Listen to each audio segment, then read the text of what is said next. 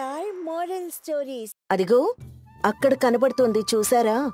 ఆ అరుగు మీద ఏదో పోగొట్టుకున్న వాళ్లాగా ఆకాశంలోకి చూస్తూ ఆలోచిస్తూ ఉన్నాడు కదా. రచ్చబండ మీద ఉండే అతని పేరు జగ్గయ్య. అతను ఆ ఊరికి కరణం కాదు, మునసబు కాదు, కాని ఎప్పుడూ ఏదో ఒకటి ఆలోచిస్తూ ఉంటాడు. అలా ఆలోచిస్తూ ఉండే అతని దగ్గరికి శివం అనే స్నేహితుడొచ్చాడు. రే జగ్గు, ఏంటి ఏదో ఆలోచిస్తున్నావు? ఏమైంది? కొత్త వ్యాపారం గురించి ఆలోచిస్తున్నాన్రా. ఏదీ నిర్ణయించుకోలేకపోతున్నాను. మళ్ళీ కొత్త వ్యాపారమా? ఎన్నిసార్లు చేతులు కాలినా నీకు బుద్ధి రాదు కదా. మళ్ళీ ఎందుకురా ఇంకో వ్యాపారం? సముద్రం అన్నాక ఆటుపోట్లు, వ్యాపారం అన్నాక లాభ నష్టాలు సాధారణమేరా. చేతులు కాలి ఇంకో వ్యాపారం చేయకుండా మౌనంగా ఎలా ఉంటాం చెప్పు? దాని గురించే ఆలోచిస్తున్నాను అని ఆలోచన ఆపకుండానే సమాధానమిచ్చాడు. ఇంతకీ ఏం వ్యాపారం గురించి ఆలోచిస్తున్నావు? చాలా మంది వేరే రాజ్యం నుంచి వచ్చి మన రాజ్యంలో పనులు చేసుకుంటూ ఉన్నారు కదా. అవును, మన రాజ్యంలో వ్యవసాయం, వ్యాపారాలు బావున్నాయి కదా. అందుకే ఇక్కడికి వస్తున్నారు. మన రాజుగారు కూడా ఈ వలస పద్ధతిని ప్రోత్సహిస్తున్నారు కదా అంటూ మామూలుగా చెప్పాడు శివం. వారికి వాళ్ళ ఇంటి భోజనం తినాలని ఉంటుంది కానీ దూరం వల్ల తినలేకపోతున్నారేమో. అందుకే వాళ్ల కోసం వారి వారి రాజ్యంలో దొరికే వంటకాలను చేయించి వాళ్ళకిస్తాను. ఉపాయం బాగానే ఉందిరా. మరి దాని లోపల లాభ నష్టాలు ఎలా ఉన్నాయో ఏంటో ఒకసారి బాగా ఆలోచించి నిర్ణయం తీసుకో అని చెప్పి వెళ్ళిపోయాడు శివం. జగ్గయ్య దాని గురించే ఆలోచించి దానికి కావలసిన డబ్బుని షావుకారు వెంకట్రత్నం దగ్గర అప్పు తీసుకుని ఆ వ్యాపారం మొదలుపెట్టాడు. ఇది తెలిసిన అతని తల్లి అతనితో ఇలా అంది. ఇప్పటికే ఆ వ్యాపారం ఈ వ్యాపారం అంటూ కుటుంబాన్ని అప్పుల పాలు చేశావు. మళ్ళీ ఇంకో వ్యాపారం చేస్తున్నావా? బుద్ధి రాలేదా నీకో అని తిడుతూ ఉంది. కాని జగ్గయ్య మాత్రం అమ్మ చెప్పే మాటలు పట్టించుకోకుండా వ్యాపారం మొదలుపెట్టాడు. చుట్టుపక్కలున్న అన్ని రాజ్యాల వంటకాల గురించి ఆరా తీశాడు. దానికి కావలసిన సామగ్రంతా కొన్నాడు. వంటలు తయారు చేసే పనివారికిచ్చాడు. వినియోగదారులేమో తక్కువ, ఖర్చేమో ఎక్కువ కావడంతో ఈ వ్యాపారం కూడా నష్టాలు రుచి చూసింది. అనుకున్నదే జరిగింది. కుటుంబాన్ని వీధిపాలు చేసేదాకా నీకు నిద్ర పట్టేలా లేదురా. ఈ వ్యాపారం కూడా పోయింది అంటూ తిట్లతో పాటు కన్నీళ్ల వర్షం కూడా కురిపించింది. అమ్మా, ఒక వ్యాపారంలో నష్టపోయినంత మాత్రాన కుటుంబం అంతా వీధి పాలవుతుందా చెప్పు? ఇంకో వ్యాపారం చేద్దాంలే, అయినా నువ్వరవకమ్మా అని తాపిగా చెప్పాడు. ఇంకో వ్యాపారమా?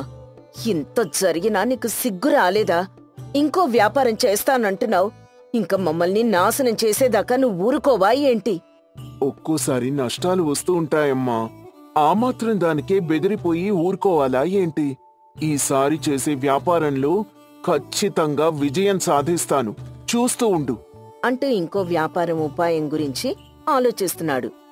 వీడిక మారడు అనుకుని తల్లి కూడా తన బాధ చుట్టుపక్కల అందరికీ చెప్పుకుంది. పిల్లాడికి పెళ్లి చేస్తే కుదురు పడతాడుగాని మనం చెప్తే వింటాడా? పెళ్ళాం చెప్తే వింటాడు అంటూ చుట్టుపక్కల అమ్మలక్కలు 4 సలహాలిచ్చారు. ఆ సలహా తల్లికి కూడా నచ్చింది. వెంటనే జగ్గయ్యకి సంబంధాలు చూడ్డం మొదలుపెట్టింది. ఇప్పుడు నాకు పెళ్ళేంటమ్మా? నాకొద్దు. ఇప్పుడు కాక ఇంకెప్పుడు చేసుకుంటావురా? 50 సంవత్సరాలొచ్చి ముసలోళ్ళైపోయాక పెళ్లి చేసుకుంటారా ఎవరైనా? అని తల్లి కూడా గట్టిగాని తన మనసులో ఉన్న మాట ఎదిరించి మరీ చెప్పింది. నేను వ్యాపారం చేసి బాగా సంపాదించి ఆ తర్వాత పెళ్లి చేసుకుంటానమ్మా. ఇప్పుడు మాత్రం నేను పెళ్లి చేసుకోను అని తన వ్యాపారం మీద చాలా నమ్మకంతో చెప్పాడు జగ్గయ్య. అది జన్మలో కుదురుతుందా? అమ్మా, రే, నువ్వేవైనా చేసుకోకాని ముందు మాత్రం పెళ్లి చేసుకోవాలి. నువ్వు పెళ్లి చేసుకోకపోతే నా మీద ఒట్టే అంటూ అందరమ్మల్లాగే బెదిరించి భయపెట్టి బ్రతిమాలి పెళ్లి కొప్పించింది. జగ్గయ్య ఒప్పుకున్న వెంటనే సరళ అనే ఒక అందమైన అమ్మాయిని చూసి పెళ్లి చేసింది. సరళ అనుకూలంగా ఉండే అమ్మాయి. జగ్గయ్య మనసుకి నచ్చినట్టు ప్రవర్తిస్తూ ఉండేది. సరళ, నేను పాల వ్యాపారం చేద్దామనుకుంటున్నాను. తప్పకుండా చెయ్యండి. నా సహకారం ఎప్పుడూ మీకుంటుంది.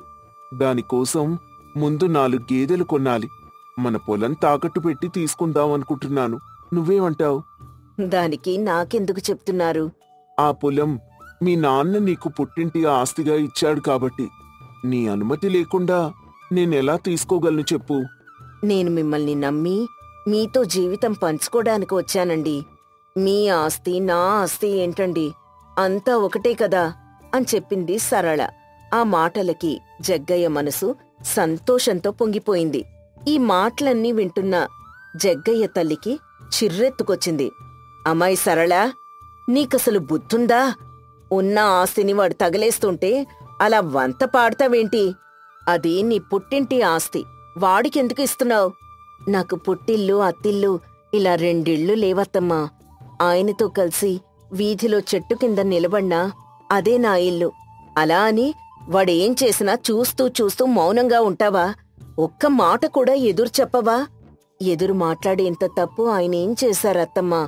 ఆయన పేకాటకు మద్యం తాగడానికి అడగట్లేదు కదా. వ్యాపారం చేస్తే మన కుటుంబానికి మంచిదే కదా అంటూ భర్తని వెనకేసుకొచ్చింది. కుటుంబం కాకపోతే ఇంకెవరు తోడుంటారత్తమ్మా?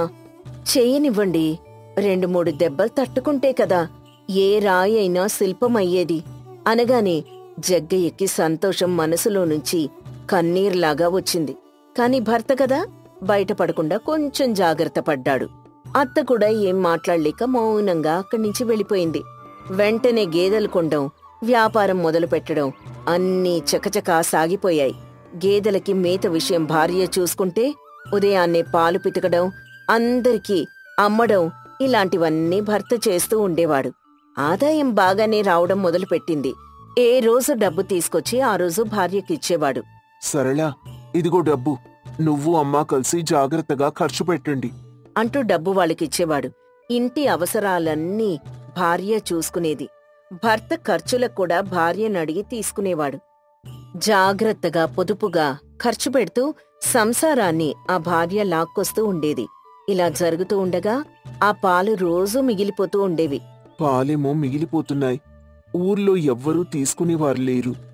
ఏం చేయాలి, ఎలా చేయాలి అని బాగా ఆలోచించి ఒక నిర్ణయం తీసుకున్నాడు జగ్గయ్య.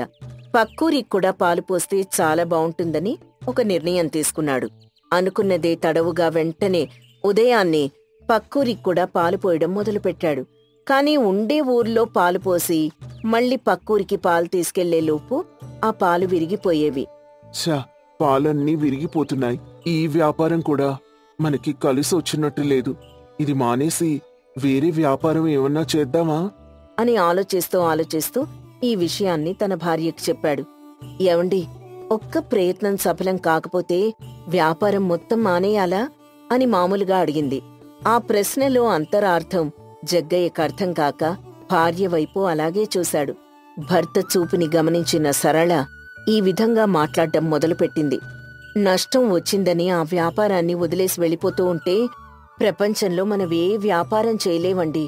అంటే నష్టం వచ్చినా కూడా అదే వ్యాపారం చేస్తూ ఉండమంటావా సరళ అని కొంచెం అయోమయంగా అడిగాడు. అయ్యో కాదండి, ఇప్పుడు పాలు విరిగిపోవడమే కదా మన సమస్య. ఆ పాలు కొంచెం తోడేసి పెరుగుగా చేసి పక్కూర్లో పెరుగు అమ్మారనుకోండి, మనకు ఆదాయానికి ఆదాయం వస్తుంది, పాలు అమ్ముడుపోతాయి అని తన బుర్రలో ఉన్న ఉపాయాన్ని భర్తకు అర్థమయ్యేలా చెప్పింది. ఆ ఉపాయం విన్న వెంటనే జగ్గయ్యకి ఎగిరి గంతేసినంత ఆనందం వేసింది. తనకిలాంటి ఆలోచన రానందుకు ముందు సిగ్గుపడి తర్వాత తన భార్యని అభినందించాడు. మంచి ఉపాయం చెప్పావు సరళ, వెంటనే మొదలు పెడతాను చూడు అని చెప్పి పాలతో పాటు పెరుగు కూడా అమ్మడం మొదలుపెట్టాడు. దాంతో వ్యాపారం ఊపందుకుంది. ఆదాయం కూడా పెరగడంతో ఉన్న డబ్బంతా పెట్టేసి గేదెలెక్కువ కొన్నాడు. కాని ఊహించని పరిణామం అప్పుడే ఎదురైంది. తన దగ్గర తీసుకున్న అప్పు వెంటనే తీర్చేయాలని చెప్పి షావుకారు వెంకట్రత్నం కబురు పంపించాడు. జగ్గయ్యకి ఏం పాలుపోలేదు. ఉన్న గేదెల్లో ఒక 3 గేదెలు అమ్మేయాలని నిర్ణయించుకున్నాడు. ఈ విషయం సరళకి తెలిసింది. ఏమండి, గేదెలు నమ్మాలని చూస్తున్నారా? అవును సరళ, అది తప్ప వేరే దారి కనిపించటం లేదు. ఆ అవసరం లేదండి, నా దగ్గర డబ్బులున్నాయి అంటూ డబ్బు మూట తీసి జగ్గయ్య ముందు ఉంచింది. జగ్గయ్య ఆ డబ్బు చూడగానే ముందు ఆశ్చర్యపోయాడు. ఇది మీ డబ్బేనండి, ఎప్పుడు ఏం అవసరం వస్తుందో అని మీరు నాకిచ్చిన డబ్బులు కాస్త పొదుపు చేశాను. అవి ఈరోజిలా పనికొచ్చాయి. అంటూ తను పొదుపు చేసిన డబ్బు మొత్తం జగ్గయ్యకిచ్చింది. జగ్గయ్య వెంటనే ఆ డబ్బు తీసుకుని షావుకారు వెంకట్రత్నం అప్పు తీర్చేశాడు. ఈ విషయం తల్లికి తెలిసింది. ఇన్నాళ్ళు వీడేమవుతాడా అని ఆలోచించాను. కాని ఇప్పుడా బెంగలేదు. భర్తని బిడ్డలా చూసుకునే నా కోడలుండగా వాడికి ఏ ఆపదా రాదు అని మనసులో అనుకుంది. జగ్గయ్య సరళలు మాత్రం ఒకరి కష్టంలో ఒకరు పాలు పంచుకుంటూ, ఒకరి ఆనందానికి ఇంకొకరు కారణమవుతూ సంతోషంగా వ్యాపారం చేసుకుంటూ ఆనందంగా జీవిస్తున్నారు. అన్నయ్య, నేను పరీక్ష రాయాలంటే డబ్బులు కట్టాలి. లేదు అంటే నన్ను పరీక్షలు రాయనివ్వరు అన్నయ్య.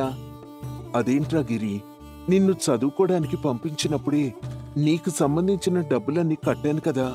అన్నయ్య, అది కేవలం మనం చదువుకోవడానికి మాత్రమే కట్టిన డబ్బులు. కానీ మనం చదివిన దానికి వాళ్ళు పెట్టి పరీక్షలు రాయాలి అంటే దానికి కూడా డబ్బులు కట్టాలన్నయ్య. అవునా? సరే అయితే. ఇప్పుడు నా దగ్గర అంత డబ్బు లేదు, కానీ ఇంకో వారం రోజులు ఆగితే పంట చేతికొస్తుంది. అది అమ్మేసి వచ్చిన డబ్బుతో నీ పరీక్షకు కావలసిన డబ్బులు కడతాను. సరేనా? సరే అన్నయ్య. ప్రతి నెల నువ్వు పంపించే డబ్బులు నాకు సరిపోవడం లేదన్నయ్య. ఇక్కడి నుంచైనా కొద్దిగా ఎక్కువ డబ్బులు పంపించు. సరేరా గిరి, అలాగే పంపిస్తాన్లే. ఇదిగో, ప్రస్తుతానికైతే ఈ డబ్బుంచు. వచ్చే నెల నుంచి కొద్దిగా ఎక్కువ డబ్బులే పంపిస్తాను. సరే అన్నయ్య. ఇక బస్సు వచ్చే సమయం అయింది. నేను వెళ్ళొస్తానన్నయ్య. జాగ్రత్తగా వెళ్ళరా. నీకే అవసరం ఉన్నా కూడా మొహమాట పడకుండా అడుగు అంటూ వేణు తన తమ్ముడైన గిరికి తగు జాగ్రత్తలు చెప్పి పంపించాడు. తమ్ముణ్ణి దగ్గరుండి బస్సెక్కించి పంపించారా? అవును, ఇప్పుడే వెళ్ళిపోయాడు. అన్నట్టు చెప్పడం మర్చిపోయాను. పంట చేతికొచ్చే సమయం అయింది. పనివాళ్లను పిలిపించి పంట అంతా కోయించాలి. నేను అదే చెప్దామనుకుంటున్నా అండి. ఈలోపు మీరే చెప్పేశారు. ఇదిగో, నేనిప్పుడే వెళ్ళి రేపటి కోసం పనివాళ్లను వెతుకుతాను అంటూ శ్వేత ఊరిలోకి వెళ్ళింది. ఆ మరుసటి రోజు వేణు దగ్గరుండి పంటంతా కోయించాడు. రే వేణు, నీ చేయి చాలా మంచిదిరా. నీ చేత్తో ఇలా విత్తనం నాటితే చాలు, అలా మొలిచేస్తుంది.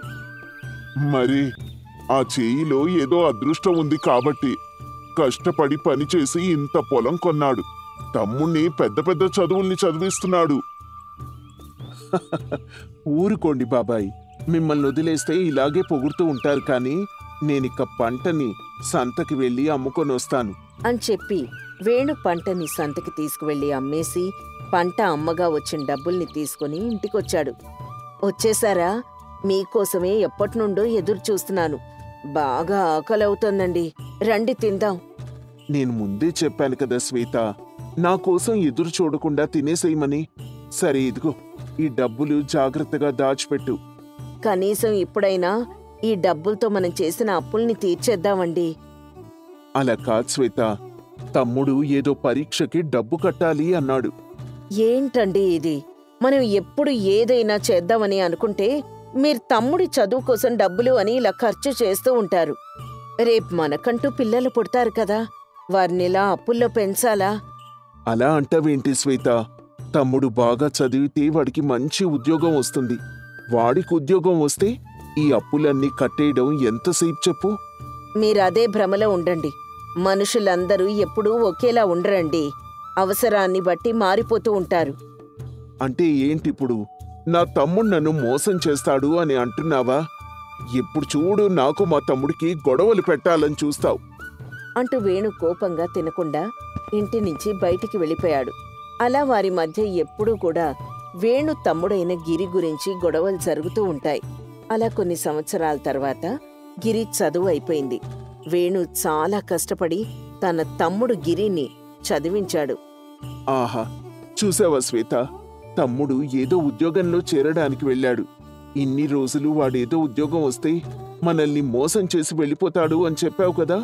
నువ్వు ఆలోచించేది చాలా తప్పు అనే విషయం నీకిప్పుడు అర్థం అవుతుంది. సర్లేండి, అదే చూస్తాను. వేణు అనుకున్నట్టుగానే గిరికి ఒక పెద్ద ఉద్యోగం వచ్చింది. గిరి తను పనిచేసే చోట్నే ఒక అమ్మాయిని ప్రేమించి పెళ్లి చేసుకున్నాడు. చాలా రోజుల తర్వాత ఒకరోజు గిరి ఊరికొచ్చాడు. ఏవండి, మనం అసలే ఇప్పుడు చాలా అప్పుల్లో ఉన్నాం. మీ తమ్ముడు ఉద్యోగం చేస్తూ బాగా సంపాదిస్తున్నాడు కదా, ఎంతో కొంత అప్పు తీర్చమని అడగండి. లేక లేక వాడేదో సొంతూరుకొచ్చి సరదాగా గడుపుదామని అనుకుంటే నువ్విప్పుడు వాణ్ణి అప్పులు కట్టమని అడగడం ఎంతవరకు సమంజసం చెప్పు. నేనైతే వాణ్ణి అడగను, నువ్వు కూడా అడగకు. సరిపోయింది. మొన్నటి వరకేమో తమ్ముడు చదువు కోసమని డబ్బులు ఖర్చు చేశారు.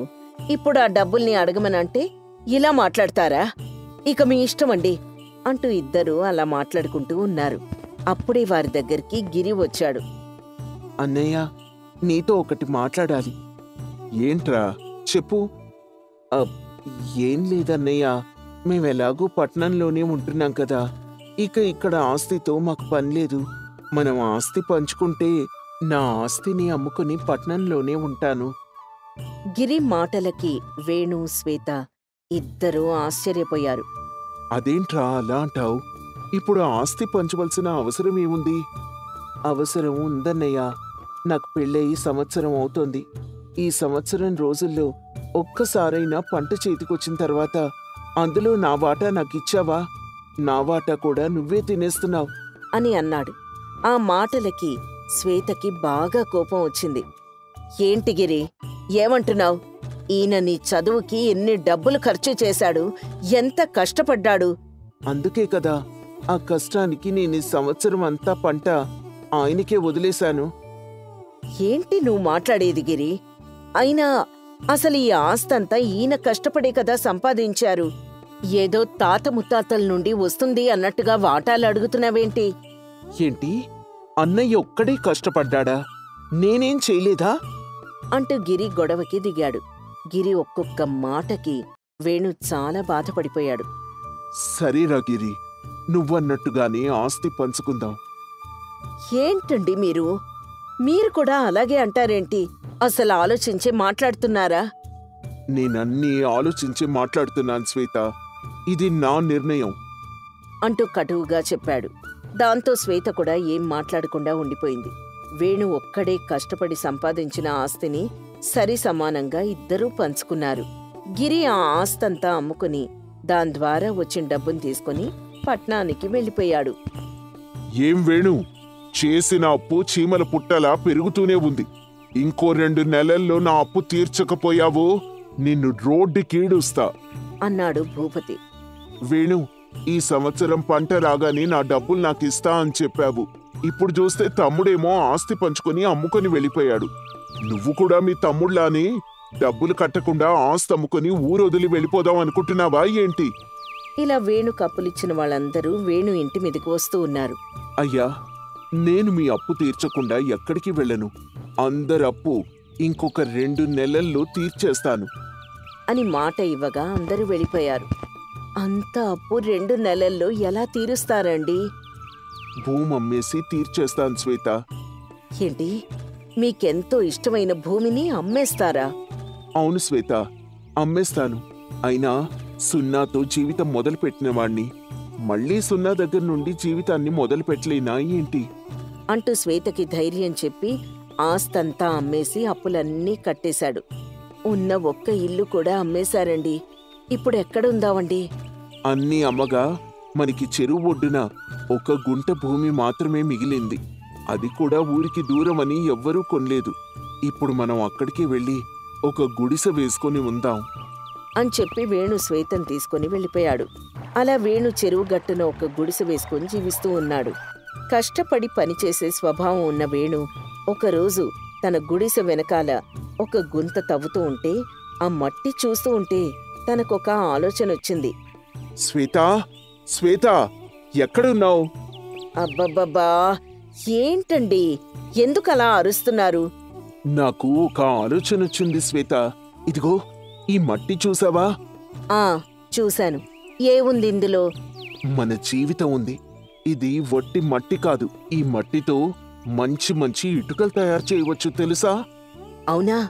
అయితే మనం ఈ మట్టితో ఇటుకలు తయారు చేసే వాళ్ళకి ఈ మట్టిని అమ్మేద్దామా అండి? శ్వేత, కొంచెం పెద్దగా ఆలోచించు. మనం ఈ మట్టిని అమ్మడం కాదు, మనమే ఈ మట్టితో ఇటుకలు తయారు చేద్దాం అంటూ తన ఆలోచనని చెప్పాడు. ఆ తర్వాత వేణు మెల్లిమెల్లిగా ఇటుకలు తయారు చేసి అమ్మడం మొదలుపెట్టాడు.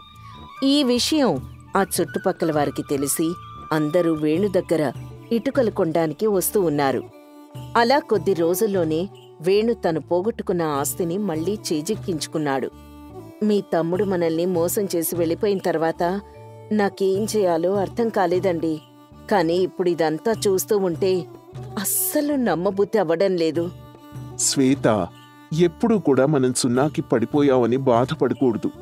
మంచి సంకల్పంతో మనం చేయగలమనే నమ్మకం ఉంటే చాలు, మనం ఏదైనా సాధించవచ్చు.